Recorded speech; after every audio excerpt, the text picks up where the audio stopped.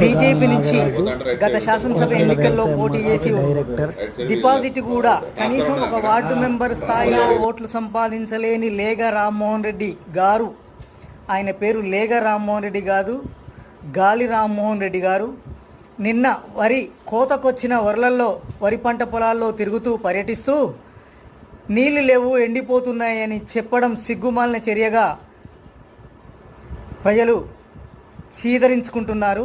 లేగ రామ్మోహన్ రెడ్డి గారు ఒక మహిళా శాసనసభ్యురాలు గురించి మాట్లాడేటప్పుడు ఒళ్ళు దగ్గర పెట్టుకొని అతి జాగ్రత్తగా స్పందించాల్సిన అంశం నీ దగ్గర ఉన్నది.